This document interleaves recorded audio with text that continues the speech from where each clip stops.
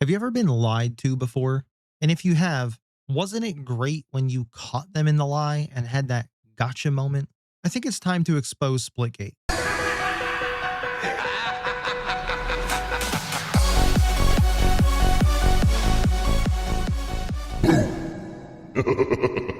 Hey guys, Nightfall here, and just gonna be upfront. I am Splitgate 2's #1 hater. That's what the gaming community would have you think. That's what a lot of Splitgate fans, or as I call them these days, Split Glazers, would have you think. And I'm not gonna give you the whole spiel about how I don't want to see games fail, how I wanted this to be a good game, because genuinely I just don't care anymore. These player counts that we're looking at right now are abysmal. And you could say, oh, well, the game that you cover on a daily basis is just in the same boat. That may be very well and true, but at least they didn't lie to me blatantly.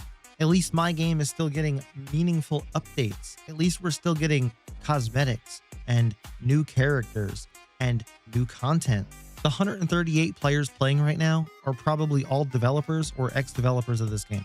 And speaking of ex-developers or ex-people who used to work on this game, let's take a moment and throw it back to when their CEO said this. Did you know we had an $80 bundle? Like, this is news to me. Like, what the heck? Like, that makes no sense.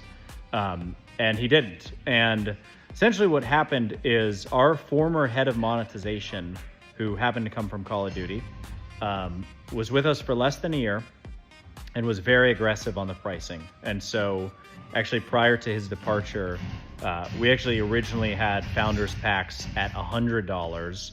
Now, we could break down all the horse shit in there, starting with the CEO didn't know that he had an overpriced bundle and that before he intervened, it was even more than this, which the two things kind of contradict one another, because if you didn't know that something was overpriced, but you knew something else was overpriced and you made them lower it, I think as a manager or a CEO, you would go back and check behind this person, no? If not, you're kind of failing as a CEO. But that's neither here nor there. He tells us that the main reason for the pricing, or quote unquote, what ended up happening was, I'm an idiot. No, what ended up happening was, he says, it was an ex-COD developer who was in charge of their monetization who had since departed. Was he fired? Did he quit? Don't know. And we all kind of took that at face value, like, aha, another shot at COD, fuck him. But did anyone really ever stop and think that this wasn't true? He wasn't being satirical. He wasn't making a joke. He was being genuine and serious. Like, he would actually have you believe that there was an ex-COD dev in charge of their monetization practices here, and that they were the ones who decided to make this bundle so egregiously priced. And in the day and age of fact checking, I'm just shocked that I haven't seen anyone call them out on this shit before. So that's what we're here to do.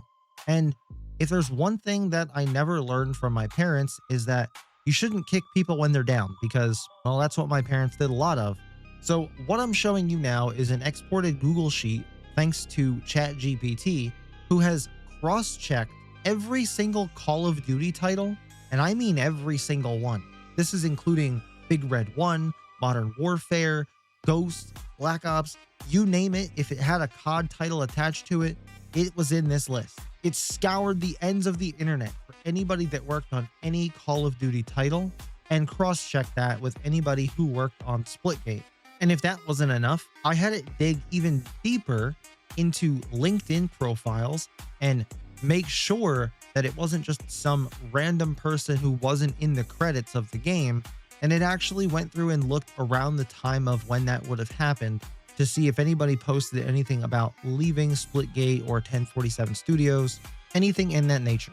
Like, it did a pretty expansive search. And this is the results that it gave me.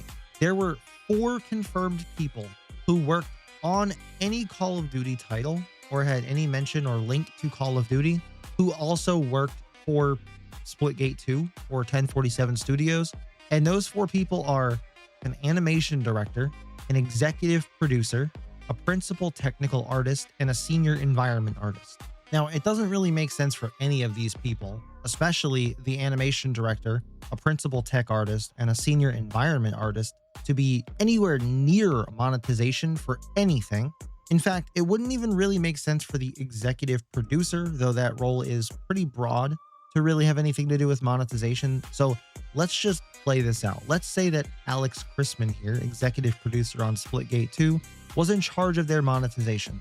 First of all, sounds like a fake name, but I assure you, he is a real, living, breathing human being. As far as I can tell, he might be some lizard alien hybrid.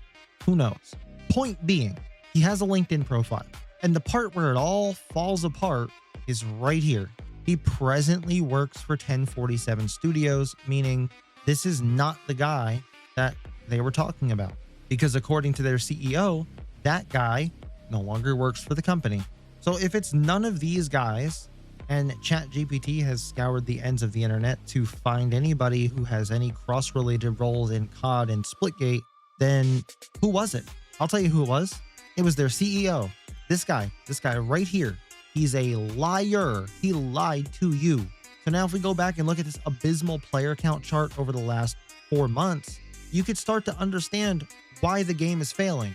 Outside of all the issues in game that it had, lack of optimization, the game just felt like it was still in a beta, and well, in most part, it still is. They just throw the beta tag back on it because, well, who knows why.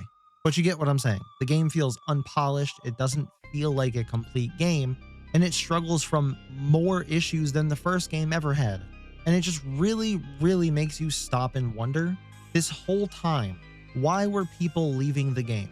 Nobody could quite put their finger on one reason why people were leaving, because it was a bunch of reasons. Too many portals, the skill gap was too high, they just didn't like the game.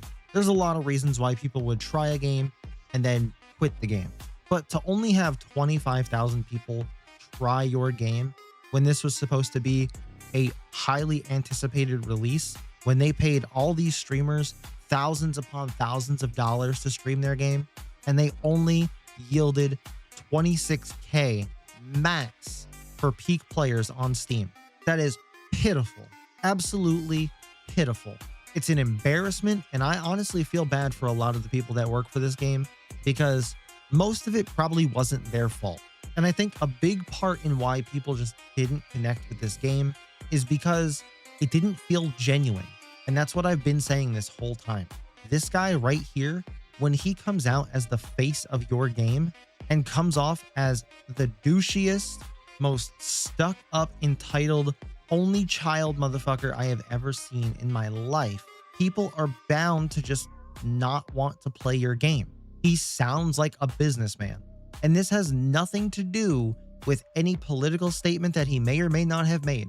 He could have came out there with a shaved head and no hat, and what he said was still some of the most cringe shit I have heard somebody say ever on a stage like that. And then to follow it up and blatantly lie to your community and try to weasel your way out of this, like, it's just baffling to me that nobody has fact-checked this up until now, especially in the world that we live in, with everybody fact-checking everything. It was all a scapegoat. It was all a facade. It was all just a wild goose chase. There was no ex-COD dev in charge of monetization. I don't know who ultimately was in charge of monetization, because conveniently, there doesn't seem to be anything on the internet regarding monetization for Splitgate. And that's probably because the CEO was in charge, or at least had a big hand in what the prices were. And now maybe you can understand why I've said he comes off like a businessman, and it feels like this entire game was just one big cash grab. But you can keep believing all the things and lies that he says all you want to, while he sits in his luscious mansion out here in Nevada. I'll stick to telling the truth and calling out the bullshit when I see it, and I'll catch you guys in the next one.